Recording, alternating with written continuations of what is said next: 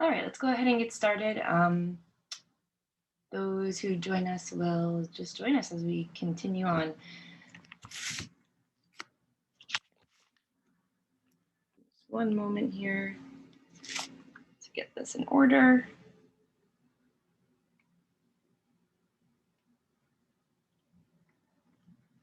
Okay. So thanks to those who are here for joining us for our second workshop of stress and ALS. We're thrilled to provide this free series to you in partnership with the ALS Association of Upstate New York chapter. And all of these workshops are sponsored by Mitsubishi Tanabe Pharma America, and we're grateful for their support. Today is the second webinar in the patient portion of the Stress and ALS series. So if you are attending this live, please know that there is a webinar from last week that provided some context to what we'll discuss today, although I will definitely be recapping what we talked about as it relates to what we go through in this today's presentation. But that last webinar will be available to watch via your ALS chapter after the series wraps up. Or I should say the ALS Upstate New York chapter after the series wraps up. If you are watching this as a recording, I recommend going back and watching workshop 1 in the patient series first. And just as a reminder, there'll be a third and final week to this series taking place next week. So if you haven't signed up, please be sure to do so.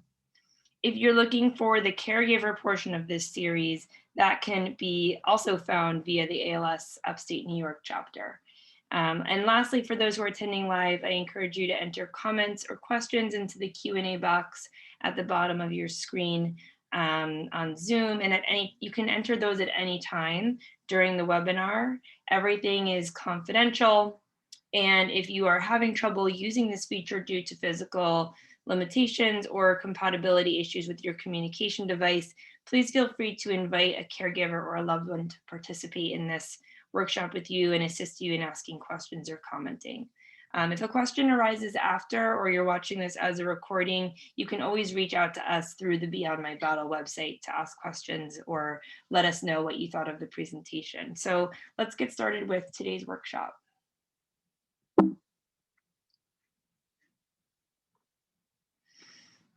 All right, so for those who weren't here last week, my name is Martel Catalano and I'm the co-founder and director of Beyond My Battle. We're a nonprofit based out of upstate New York that provides emotional support and educational resources to patients and caregivers. And we support this community in managing the inherent stress that comes with or caring for someone with any kind of illness or disability through resources like these, and also support groups each week and other interactive educational resources as well. So today's workshop is all about identifying your personal stress profile. This means taking a look at what might be your individual signs of stress, both physical and behavioral, as well as what might be uniquely triggering for you. Then we're going to gently consider the stress profile of our caregiver or caregivers. And lastly, today we'll talk about a bit about common expectations and assumptions and how they get in the way of potentially us having a strong relationship with our caregivers or ourselves. And next week, we'll bring everything together and learn about some stress management practices and mindful communication techniques all around.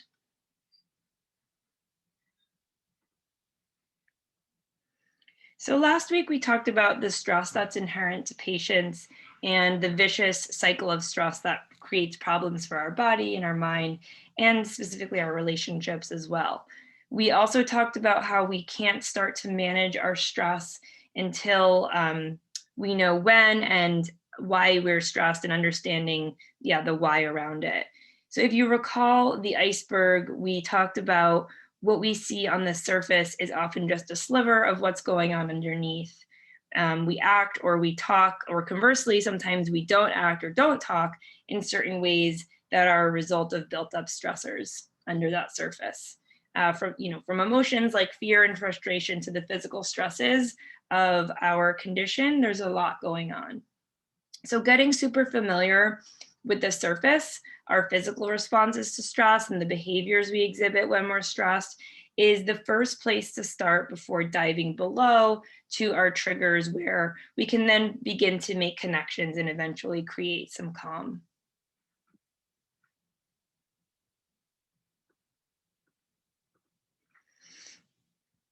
So there's a great technique that a well-known meditation teacher named Tara Brach often uses, and I want to share it because it highlights how we need to start with the most obvious thing, the noticing.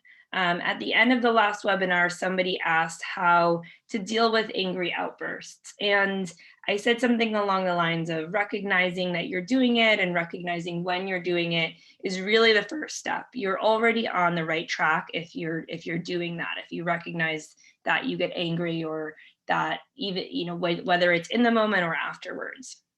So the technique that I'm talking about is called RAIN, and it's an acronym, excuse me, that was originally coined by meditation teacher named Michelle McDonald, and it stands for recognize, allow, investigate, and nurture.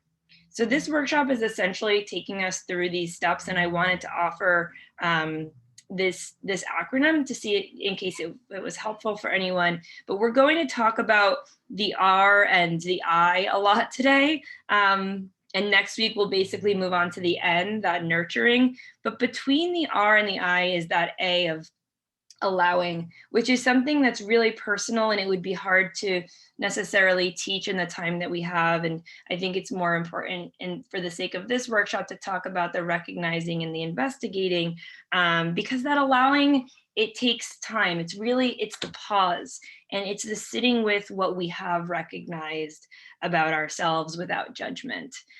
So while we're about to get into this recognizing a bit and then the investigation thereafter, there's really this gentle stage of stillness that I find exists between where we have the opportunity to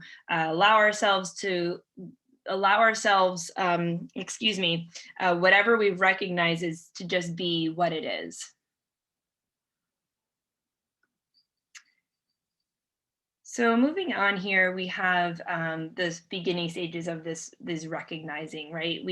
Let's remember back to last week first, when we talked about how stress is a very natural human response that we all need, and it has a direct connection to our body.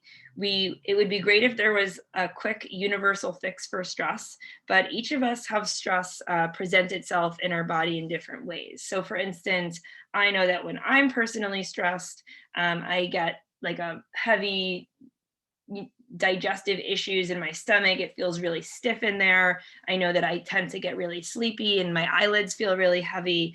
But for instance, my best friend gets sick feeling. She'll feel nauseous, or some people, for instance, can't sleep at all. So it's different for each of us. And although for those living with ALS, it may present a bit more similarly, I just want to recognize that physical signs of stress are not universal. So, talking to other people about what's going on with you, it's really about getting familiar with what's going on within our own bodies. Identifying our personal stress signs is the number one place to start when we want to start reducing stress, in my opinion, because it's likely we already know these pretty well about ourselves, and it's easier to tap into how we feel in our body than in our mind, which is a trickier place to navigate. Although it doesn't have to be in the stressful moment that we do this necessarily. It can be afterward. We might not be it might not be an immediate response, but a more prolonged one. So sometimes these responses can take up to a while to come up. A headache might come on pretty immediately, but I find like things that digestive issues tend to take time to build. It may be the day after a really stressful day that your digestion goes into whack, or you experience some tiredness or brain fog, whereas the shallow breathing or like I said, a headache might come on more immediately. Again, it's different for everybody, but let's all just take a brief moment to ask ourselves some questions about how our body's response to stress. I find that that's useful. So I invite you to use the Q&A chat box if that's something you want to do at this time, at the bottom of your screen to input anything that comes up for you. It's all confidential, but it can be helpful to get these thoughts or words out, and sometimes it might help somebody else too. So feel free to do that, and I'll leave a minute or two for that. But let's just ask ourselves, do I lie in bed unable to fall asleep at night? Do I get digestive issues? Do I get headaches? Do I fall asleep, feel like I could sleep all day, all the time? So let's just take a minute or two to reflect on that. And if you feel like writing them down, please do.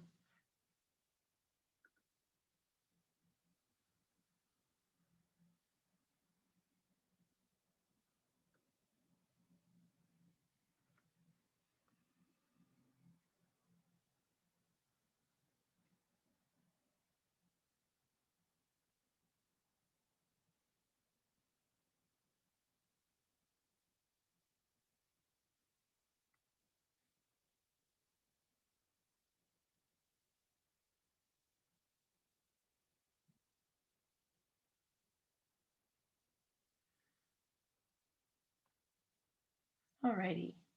So maybe we feel a little bit more familiar with what our physical stress signs are at this time. Let's move on to our behavioral signs. So next we can start to consider what our stress behaviors are. In other words, these are the actions that we exhibit when we're stressed, right? We keep in mind too that this may be lack of action, a shutdown or a response. So, for instance, I have crying or yelling as the first two, but it might just be that like we completely isolate ourselves and have no emotional affect going on when we're super stressed, like that paralysis. That's also a behavioral sign. Just because it's not like a big extroverted behavior or it's the absence of behavior entirely doesn't exclude it. So just keeping that in mind and getting to know your stress behaviors. It's just as important as recognizing your physical stress signs. We might be familiar with some of these already, but they have a really unique ability to trick us into thinking that they're, I feel, stemming from a somewhere else than we might think that they are. And by that I mean they sometimes don't really have anything at all to do with what's stressing us out, which can be pretty confusing, especially when we're trying or attempting to communicate with others about how we're feeling.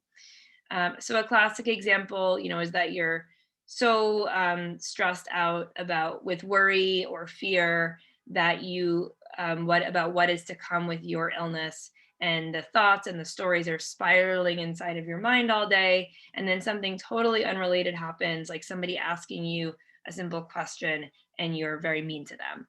That's why these are so important to detect and work on.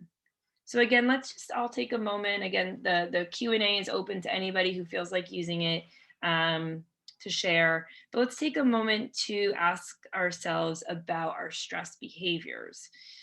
So do I snap at people? I know that's something I do when I get really stressed. Do I overextend myself, try to do things that I maybe can't any longer or are too trying for my body? Do I isolate myself?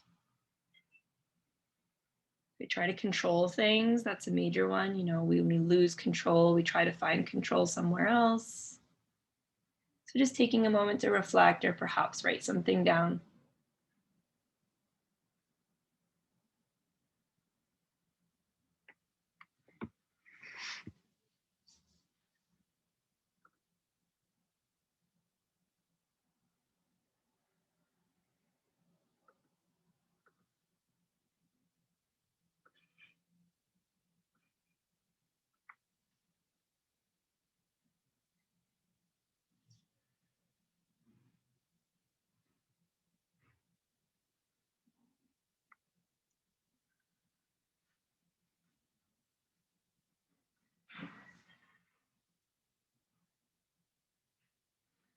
All right. So maybe we're feeling a little bit more in touch with what our behaviors, our stress behaviors are,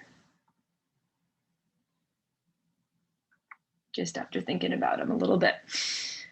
But moving on to our triggers. So this is more what's below, right? What are they? And the thing is that triggers can honestly be anything, anything at all, because they're so individual and specific to our lived experiences. What triggers me could be soothing for somebody else, in all honesty. Past experiences in our lives directly correlate with our triggers, to, typically speaking. So, for instance, your childhood experiences or any programming you picked up from your culture or your parents, or for instance, any traumatic experiences in your life are going to dictate the things that set you off. And the fact that triggers are more difficult to get to know, are and so much more unique to all of us, is why they should be explored after getting to know our physical and behavioral stress signs. So, like I said last week, I think I used the analogy of like sandpaper sanding something away. It's definitely a little uncomfortable and rough to start, that texture, but we're trying to get those rough edges away and get to something a little smoother that's below, and reveal, once we get in touch with these components of ourselves, these kind of buried triggers, we can meet them with more compassion. Um, and they're really anything that create an emotional response in us. So they don't have to mean, that doesn't have to mean tears. Remember, I just said they can be shutting down or shutting off or pushing people away. They can even just be internal thoughts or harmful self-talk. Emotional responses tend to take place in our body too, of course. So we now know that emotional triggers, even that harmful self-talk or those negative emotions from the triggers, they cause tension eventually and exhaustion. And one of my teachers always says that our issues are in our tissues, because we hold on to trauma in the body as well. Anything that sets us off, is what I'm referring to, a trigger, basically. So as someone with a disability, I know that I can be triggered by certain words that connote ableism, or any assumptions about my kind of disability tend to set me off. But I can also just be triggered by people offering help to me, or fearing that I'm burdening someone. But we're going to talk about that a little bit more in a bit. But for now, here are some examples of common triggers that I hear from patients, and I just tried to elaborate on those a little bit. If you have something personal, again, feel free to enter something into the Q&A box. Maybe it'll help reveal for others some common emotional triggers. But here I have someone offering us help, going to a doctor's appointment, watching your loved one take on caregiving, and of course, seeing something you planned prior to your diagnosis. We talked about grief last week, but we feel like maybe we've been robbed, and we get angry or we get sad. So again, I feel like the more that we can notice these are things that set us off, the more we can detect them as they arise. And just give us a minute to reflect on those.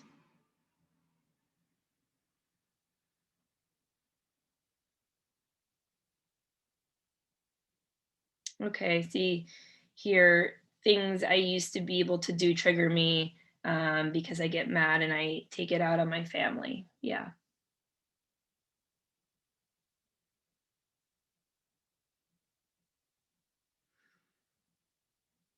Sometimes it helps in those moments to just admit your trigger to your family, if that's possible, to say, I realize this is a trigger for me, and I'm working on that.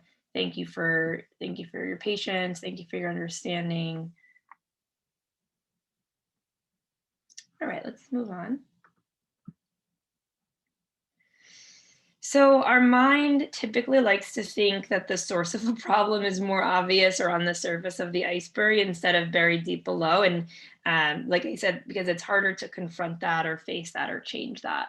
And this diagram here shows exactly what I mean by that. We start in one place, and if we can kind of really address what's going on, we can get to what's really buried underneath that iceberg. So I call this uncovering your triggers. It's a process I like to use at times when we feel a stress response come up. In this example, it's feeling exhausted, which is one that we might be able to tap into more as it's happening. Like we notice we're feeling exhausted, we might be able to go through this process in that moment. Sometimes it can be something that's more sudden. Someone, again, last week brought up anger.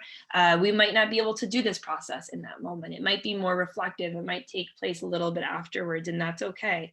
But I like to think of this process as like peeling away layers, kind of like an onion. There's various ones on top of each other, and sometimes it takes peeling back of quite a few to uncover what's really setting us off.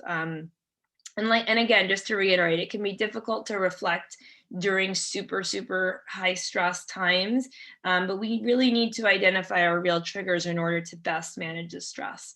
So, like I said, it might not take place exactly during as this might in this example, but with a more fleeting negative stress response, such as anger, the peeling back might occur a little bit after the fact. And that's okay, because it's informing you for the next time. So in this example, it shows somebody who might think that their stress is because they're not sleeping well, when really there's much more going on. So not getting enough sleep isn't really the true answer here. Sometimes we like to stop at that, like, oh, I'm just not been sleeping well. That's what's wrong right now. That's it. But that's not really it in this case. It's certainly a problem to not sleep well, and it definitely should be addressed. But really the problem here is embarrassment and somebody else's perception of us in this example, which is linked to our physical limitations. And it's what's causing these trickling effects that lead to the sleeplessness. So the good thing about being willing to peel these layers back is that even though it can be hard, we end up often resolving a lot of the stuff that's closer to the surface just by diving below and resolving the underlying stuff. So for this person in the example, working on making peace with their worsening health might improve communication with their spouse and eventually might let them better sleep at night. So the more and more we do this, uncovering or peeling back, the more we're able to do it in the moment of being triggered, so that we can step back and maybe have a less reactive response to it. And again, if it happens after the fact, after an angry outburst, maybe it's met with a follow-up conversation, or a follow-up communication of any kind. And it's really going to help us in the long run, even if it takes place afterwards. Sometimes journaling helps, and we have a journaling activity like this in one of our ebooks. So if you're interested in that, it's the Moving Beyond Your Battle ebook on our website. It guides you through a great journaling prompt on starting at the top and then peeling away, and eventually I think there's like a letter writing exercise. So we began to talk about caregiver stress a little bit when we discussed the various kinds of stress we all have, and how one of them is that pro-social kind of stress, or feeling the stress of somebody else. So caregivers aren't just there to do some of the things we need help with as patients, right? They're also there to provide a safe and supportive relationship and atmosphere and environment. If we want that relationship to be strong and we want that environment to be calm, and offer us calmness in the times of our personal chaos, we have a part to play, and we're partially responsible for the health of our relationships with our caregivers. Again, I just want to disclose that if a caregiver in your life, as a patient, is not supportive or safe or secure for you, please talk with your ALS chapter about resources that are available to you, and some questions you might want to ask yourself if that's what's going on is, if they deny that your medical condition is real, or if they dismiss your feelings, or they bail when things get hard, or they tell you how to feel, or they compare themselves to you. Maybe it's time to seek some other resources within your local ALS community. But that being said, we've just gone through the kinds of physical and behavioral signs that we exhibit when we're stressed. But what about our caregivers? They too have a lot of stress, and as much as I want to provide this workshop specifically for patients, we have to address the stress of our caregivers, because remember, it's a two-way street. And we do the same when we work with caregivers about patient stress. So don't worry. But they too have a lot of stress, and they can act in interesting ways when they're stressed. And when we start to familiarize ourselves with their stress signs, their stress responses, we can navigate the relationship a little better during difficult times. So for a moment, let's all just take a second, to reflect and think about what our loved ones' emotional responses or triggers might be.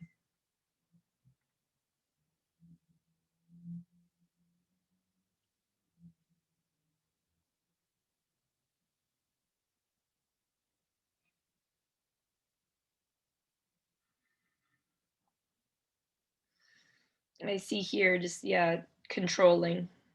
Very, very common for caregivers to seek control.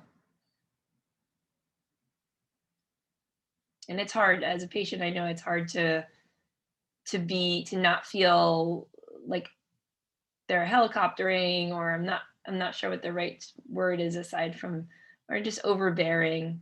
Um, but knowing where that's coming from, knowing that's coming from a stressful place, I feel with my own caregivers helps me to see them with softer eyes in that moment when that happens. All right. So I really wanted to touch on expectations and assumptions pretty much in all of these conversations, because when we're talking about stress, and relationships with others, it tends to come up a lot. Like I hear from both sides, patient and caregiver, that there's a lot of expectations and assumptions going around. People say, for instance, patients often say that they expect their caregivers to know how to do things for them, and caregivers often say that they expect their loved ones to know when they need something or other, or vice versa. A lot of times, our expectations are well intentioned, of course, especially around someone's illness or disability. We think that things are going to be a certain way, or we think that our caregivers are understanding our certain needs, but nobody's a mind reader, right? So let's getting that out of the way. Societally, though, I think there's a greater theme here. Societally, we're kind of told that expectations mean goals, so we tend to have them. You hear great success comes from great expectations. We've all heard that before. So I think we're preconditioned to have expectations from a very early age. But when we become attached to a particular outcome, we tend to only pile more onto our plate, right? The same could be said about assumptions, although I think we've all heard about what happens when we assume, and we convert our perceptions basically into the way things should be. But sometimes the world has other plans, obviously. And I'm sure many of you are nodding your head right now, because I find that patients learn the hard way that nothing is promised, and that expecting anything to go one way or the other tends to lead to disappointment or frustration or resentment later on.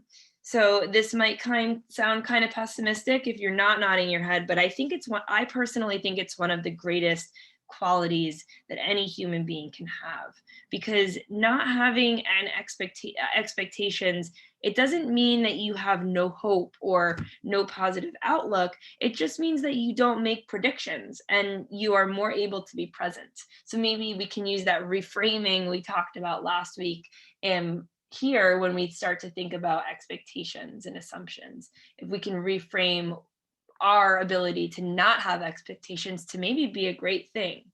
And I want to provide an example. I provide this example a lot because it really stands out to me. I recently spoke with a woman who is a quadriplegic, after her personal diagnosis with MS. So she can't use her arms or legs anymore, and she can't feed herself. She told me when I was speaking to her that her and her husband would get in an argument every Friday night because they would go to dinner. And at first, she wasn't sure why they were getting in this argument, but she would order the same thing every weekend at the local restaurant that they'd been going to forever. And eventually, she realized, like, basically, she was like, nothing's changed, nothing's different, aside from being, of course, unable to move, but that's kind of a given. And then she realized what was really going on. She peeled back a bunch of layers, and she realized that she was angry at him, and she was angry because he was assuming how she liked to eat her food. um, he would put all different kinds of food items on the same fork and feed it to her, and she likes to eat food separately. So she likes, her salmon in one bite and then not mixed in with the green beans and whatever. But he would also feed her faster than she likes to eat. So he didn't ask, and she realized that she had to communicate to him, and their fighting went away. And so what I'm trying to point out here is that obviously it was an assumption on his part to and an expectation on her part. So she expected him to know how she liked to eat, and he assumed that she liked to eat just like he did. So obviously these expectations, we don't even know we're having them. We don't even know we're assuming things.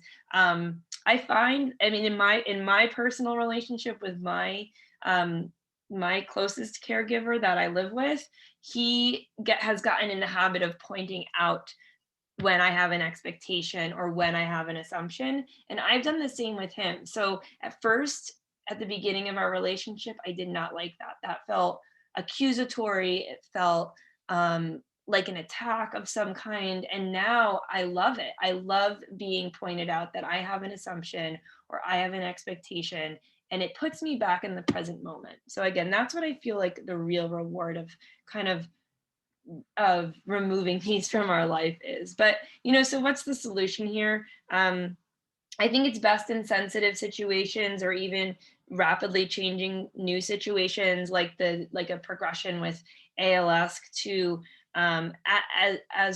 best we can communicate, ask questions, get as clear as we can with the other person who's involved or people who are involved. And it could be the silliest little questions, like in this case, how fast do you like to eat? Or encouraging our caregivers to ask this, or maybe we tell them, I like to eat like this. I don't like to eat as fast as you, or we're moving too fast down the sidewalk, or really, really simple things. It's best to notice that, when we have the expectation, if we are angry about how fast we're being fed, or fast or the speed at which we're moving down the sidewalk, or being dressed in the morning, that noticing that we had the expectation that they would knew, or that they knew how to dress us, or we assumed that they would know. But bringing ourselves back to the present moment, where we recognize, of course, nobody's a mind reader. Nothing is for certain. Let's just try to get these things out in the open best we can. That that is where we can begin that process.